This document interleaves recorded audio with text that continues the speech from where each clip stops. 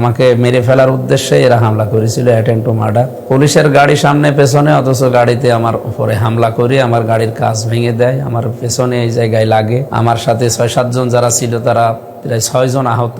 আমি এখনই মামলা করতে যাব। এখানে গণ অধিকারের কি জেলা সেক্রেটারি নাম আব্দুল খালেক, এরপরে তৌকির, এর নাম তৌকির, এরপরে এই বাদের এইদিকে বাড়ি জহুরুল, সিরাজের ছেলে জহুরুল।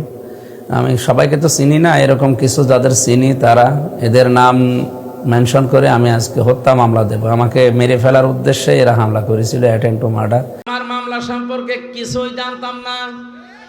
3টা বছর আমার জীবন থেকে একটা ঘরের ভেতরে কেটে গেল, অথচ যে ছেলেটা আমার নামে মামলা দিয়েছে ওর বাড়ি সিরাজগঞ্জে। ওর নাম নাকি তরবারি সাকিব। ও বেটা ধান কাটে, কাছে দিয়ে ধান কাটতে কাটতে মাথা গেছে বিগড়িয়ে, বাসের মাথায় উঠে চলে গেছে ঢাকায়। সংসদের সামনে দিয়ে হাঁটছিল, পুলিশ ধরে বলছে কি করিস, সংসদ ভেঙে ফেলবো কাছে দিয়ে।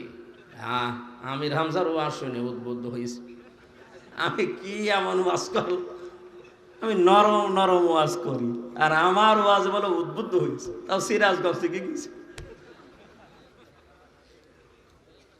পরে ওরে কাশিমপুরে কারাগারে যে দেখি কি তুমি সেই, বলে হ্যাঁ কি আমার চেনো, আমার কোনোদিন দেখেছো? বলছেন না।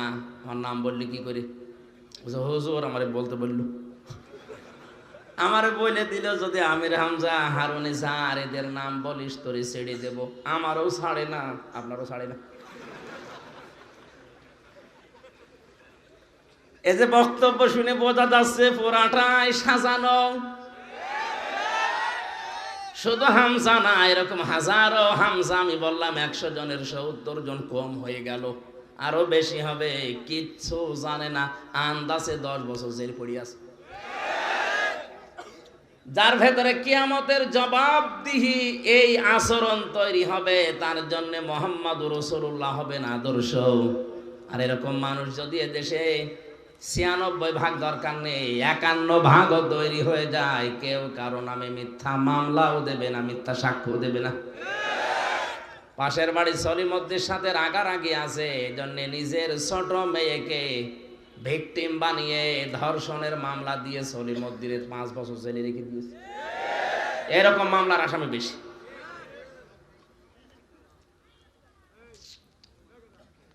তিন নম্বরে যাকারাল্লাহ কাসীরা, তাদের জীবনের সবচাইতে বেশি আলোচনা থাকবে আল্লাহর। কার?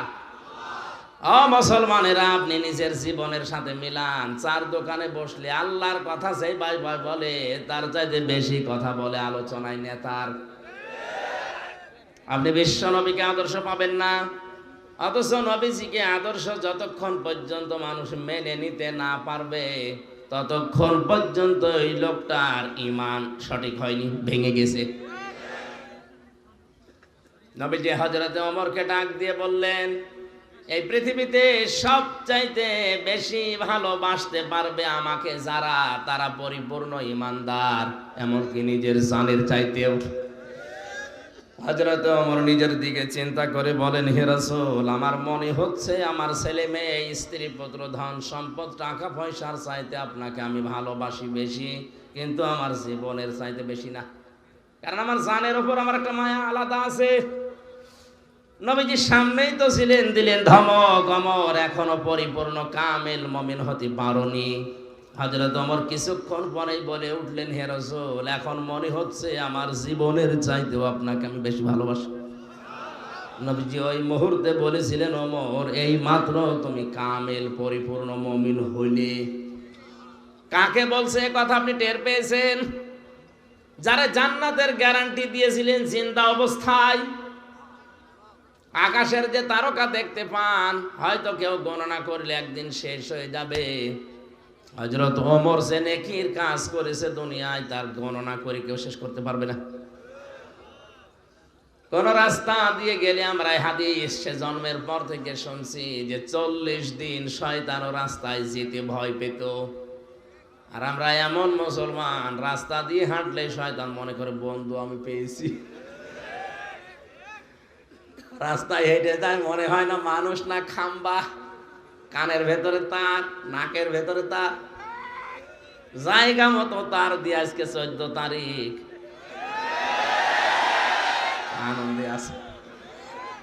সারা বছর অনেকে টাকা পয়সা কিছু কিছু গুছিয়ে আজকের এই তারিখে বিউটিকে ফুল কিনে দেওয়ার জন্য উনি আনন্দে আছে।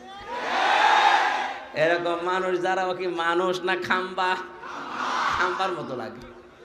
শয়তান ওরে যদি দেখে আর ও যেভাবে তালে তালে নাচতেছে, ওরে দেখলেই শয়তান মনে করবে আল্লাহ তুমি আমার এই শয়তান বানিয়েছো, এটা তো আমার চাইতে বড়। কান খাড়া করে শোনেন মুসলমান, শয়তান জান্নাত থেকে হযরতে আদম এবং হাওয়াকে বের করে দেবে উদ্দেশ্য তার প্রথমে ছিল না। তার উদ্দেশ্য ছিল তাদের লজ্জা স্থান দেখা। কথা বুঝতেছেন? তাহলে শয়তান যৌনতা ভালোবাসে, লজ্জা স্থানের প্রতি ওর আকর্ষণ বেশি। এই জন্য বেলিল্লাপনা, বেহায়াপনা, উলঙ্গপনা, যৌনতা ছড়াতে শয়তান ভালোবাসে। এই চরিত্র যাদের ভেতরে বুঝবেন ওরেও শয়তান দখল করে ফেলেছে। এ লোকটা যদি এখন বাড়ি যেয়ে দেখে ওনার স্ত্রী ওনারে গালি দিচ্ছে, শুয়োরের বাচ্চা, ভালো লাগবে? রাগ হবে না? না, কথা বুঝে বলেন। ওনারে যদি কুকুরের বাচ্চা, শুকুরের বাচ্চা বলে গালি দেয়, ইন্না আনজালনাহু ফি লাইলাতিন মুবারাকাতিন ইন্না কুন্না মুনজিরিন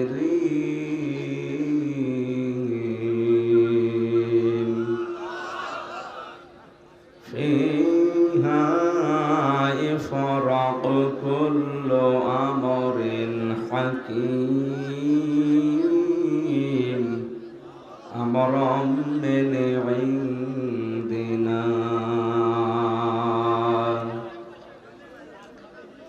ইন্না কুন্না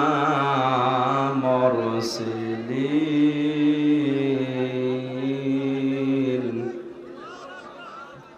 রাহমাতাম মির রাব্বিক ইন্নাহু হুয়াস সামিউল আলীম।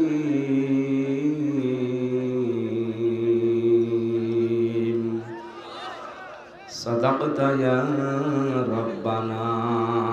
আল্লাহুম্মা সাল্লি আলা সাইয়্যিদিনা মাওলানা মুহাম্মদ ওয়া আলা আলি সাইয়্যিদিনা মাওলানা মুহাম্মদ। আলহামদুলিল্লাহ। সিরাজগঞ্জ জেলার বেলকুচি থানার অন্তর্গত শেরনগর দক্ষিণ পাড়া পুরাতন কেন্দ্রীয় জামে মসজিদের উন্নয়ন কল্পে নবম বাৎসরিক ঐতিহাসিক 2 দিনব্যাপী তাফসীরুল কোরআন মাহফিলের সমাপনী রজনীর স্বনামধন্য সভাপতি জনাব আলহাজ মাওলানা আব্দুস সাত্তার আনসারী, প্রধান অতিথি মাননীয় জাতীয় সংসদ সদস্য আলহাজ আব্দুল মমিন মণ্ডল, বিশেষ অতিথি আলহাজ ইঞ্জিনিয়ার আমিনুল ইসলাম, আলহাজ বদিউজ্জামান ফকির, সম্মানিত অতিথিবৃন্দ, যত মানুষের নাম দিয়েছে এটা একটা একটা করে দোয়া করতে গেলে এমনি 11টা বাজবে। একবারে দোয়া করে দিলাম নাকি একটা একটা নাম ধরে আর দোয়া করে রাফা'না লাকা যিকরাক, এদের সম্মান মর্যাদা আল্লাহ যেন আরো বাড়িয়ে দেন। এই ছেলে, আমি কি আর কি করছি? চুপ করেন, কার কথা বলবেন না। না দেখতে পান বসে বসে থাকেন, অন্ডামি করেন। মানুষের কোনো বিবেক বলে কিছু। এতক্ষণ যারা কোরআনে কারিম থেকে আলোচনা রাখলেন, কুড়িগ্রাম থেকে আগত ইসলামিক চিন্তাবিদ মুফাসসিরে কোরআন জনাব মাওলানা আব্দুল কুদ্দুস সিদ্দিকী, মাওলানা হুসাইন আহমেদ মাহফুজ চুয়াডাঙ্গা, মাওলানা ইসমাইল হোসেন সিরাজি সিরাজগঞ্জ, গতকাল যারা এখানে কথা বলেছিলেন, মাওলানা শহীদুল ইসলাম সাইদি, হাফেজ মাওলানা শফিউল আজম, মাওলানা কারিমুল ইসলাম সিদ্দিকী, আলেমদের কথাগুলো আমল করার তৌফিক কামনা করছি, আল্লাহ যেন দান করেন, আমিন। মাহফিলের মঞ্চে বসা আছেন হাফেজ মাওলানা মুফতি আলী আসগর সহ নাম না জানা অন্যান্য ওলামা ইকরাম। সামনে বসা মুসলমান ভাইরা, পর্দার আড়ালের সম্মানিতা মা এবং বোনেরা, প্রশাসনের ভাইরা, প্রাণ প্রিয় সিরাজগঞ্জবাসী, মাইক আমার মন মতো হয়নি।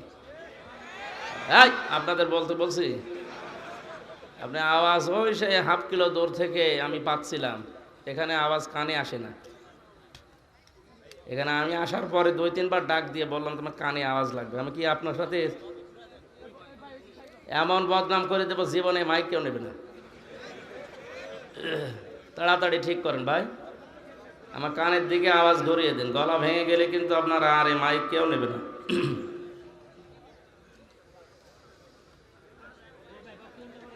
দল মত নির্বিশেষে কোরআনের এই অনুষ্ঠানে যারা এসেছি খুশি হয়ে বলছে আলহামদুলিল্লাহ।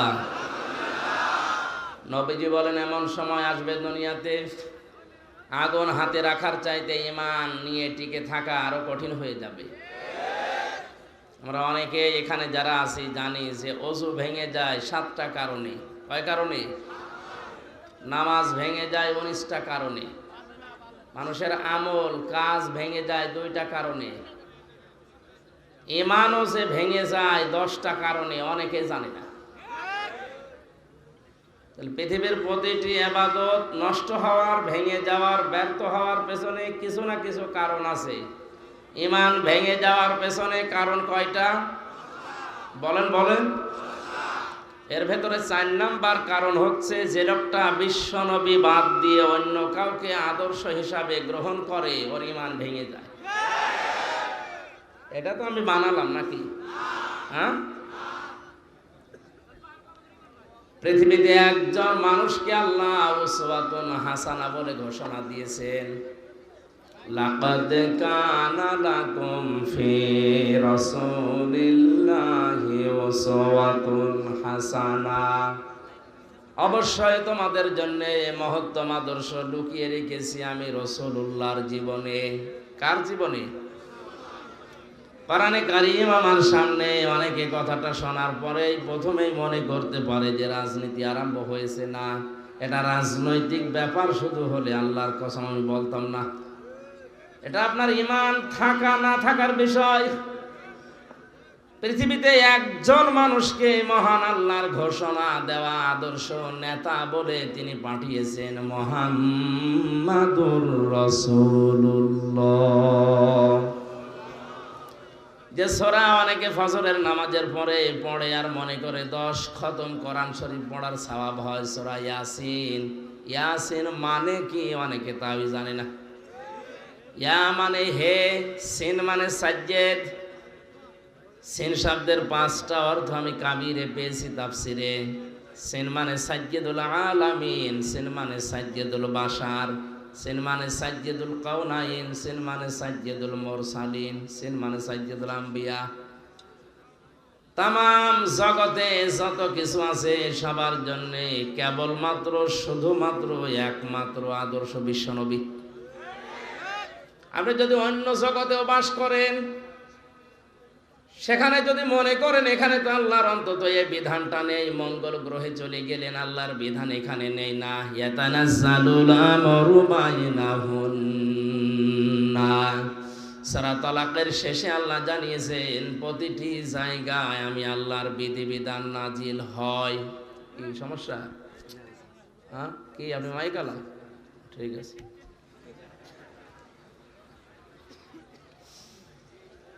স্থির ভাবে শোনেন তো, 10 ঘন্টা কথা শোনা লাগবে না, হাফ ঘন্টা শোনেন, কিন্তু বোঝার মতো করে শোনেন। আপনি মঙ্গল গ্রহে বাস করেন, মনে করছেন এখানে তো কোরআন শরীফ নেই, এখানে ইয়াসিন সূরাও চলে না, সুতরাং এই জায়গায় আমি অন্য কাউকে আদর্শ মেনে চলবো না। এই জন্য সাজ্জেদুল আলামিন দিয়েছেন বহু বছর। যত আলম আল্লাহ বানিয়েছেন সেখানেও যদি বাস করেন ওই জায়গায় আপনাকে বিশ্ব নবী আদর্শ মানা লাগবে।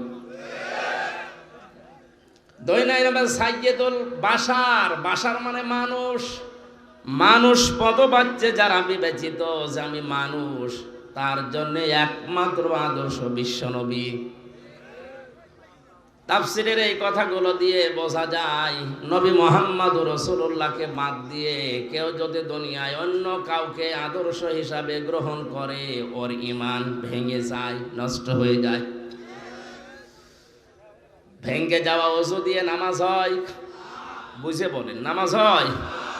7টা কারণে যে ওযু ভাঙে, মনে করেন একটা কারণ পাওয়া গেল, মনে করছেন 6টা তো পাওয়া যায়নি, মাত্র একটা পাওয়া গেছে। এই ওযু দিয়ে অন্তত হাফ নামাজ হবে, হবে? নামাজ ভেঙে যাওয়ার কারণ 19টা, 1-2টা হয়তো আপনার পালন হয়নি, 17টা পালন হয়েছে, নামাজ হবে। 2টা সওয়াব হবে। বলেন বলেন, পুরাটাই জিরো, শূন্য, কিচ্ছু হবে না। এটা যেমন সহজে বুঝে ফেলেছেন, আল্লাহর ঘোষণা দেওয়া একমাত্র নেতা মুহাম্মদুর রাসূলুল্লাহ, তাকে বাদ দিয়ে আজ পৃথিবীতে যারা অন্য কাউকে নেতা মেনে চলে, ওর ঈমান জান্নাতে যাওয়ার মতো না, ভেঙে গেছে। কিছুদিন আগে একটা জরিপ পেয়েছিলাম, এদেশে 96% মুসলমান আমরা দাবি করছি ঠিক, কিন্তু 100 জনের 15 জন শুধুমাত্র কেবলমাত্র বিশ্বনবীকে আদর্শ নেতা মানে, আর 85% অন্য কাউকে মানে। এই জরিপ অনুযায়ী দেশে 96% মুসলমান মিলছে না, মাত্র 15%। কারণ নবী বাদ দিয়ে অন্য কাউকে মেনে নিলে ওর আদর্শ যদি হয়, তার ঈমান আর থাকে না, নষ্ট হয়ে যায়। সেই হিসাবে আপনি নামাজ পড়লেও শেষ, রোজা রাখলেও ব্যর্থ, অন্য আমল তো বাদই দিলাম। আশা করছি কথা আপনার মগজে ঢুকেছে। এখন এটা বোঝার পরও যদি কেউ না বোঝার ভান করে থাকে, আমার মনে হয় রে বুখারী শরীফ দিয়ে হবে না, বাকারী শরীফ লাগবে। বলেন, বোঝেননি কে এখানে? বলেন তো কে এই সহজ বিষয় বোঝেনি? আমি এখনো বুঝিনি। আসেন, আপনাকে আগে বুঝিয়ে তারপরে সামনে যাচ্ছে। আর যদি বলেন না বুঝে ফেলেছি, যে আমার ঈমান যদি টিকিয়ে রাখতে হয়, আমি মুসলমান আছি না গেছি, এটা যদি প্রমাণ করতে হয়, একমাত্র আদর্শ এখন থেকে মরণ পর্যন্ত আমার হয়ে থাকবে মুহাম্মদুর রাসূলুল্লাহ। এখন রাসূলুল্লাহ আদর্শ হবেন কার জন্য? আল্লাহ আয়াতের পরে 3টা শর্ত দিয়েছেন। লিমান কানা ইয়ারজুল্লাহা ওয়াল ইয়াউমাল আখিরা ওয়া যাকারাল্লাহা কাসীরা। 1 নম্বরে দুনিয়াতে যে কোনো কাজ করে ও আশা করে আমার আল্লাহর কাছে। লিমান কানা ইয়ারজুল্লাহ, আমি আল্লাহর দিকে যে লোকটা ফিরে আসে, রাজা ইয়ারজিউ মানে ফিরে আসা, আল্লাহর কাছে আশা করে ফিরে আসে। পৃথিবীর যে কোনো দিকেও যেতে পারে, কিন্তু যখনই স্মরণ হয় আল্লাহর কথা, ফিরে আসে তাড়াতাড়ি করে।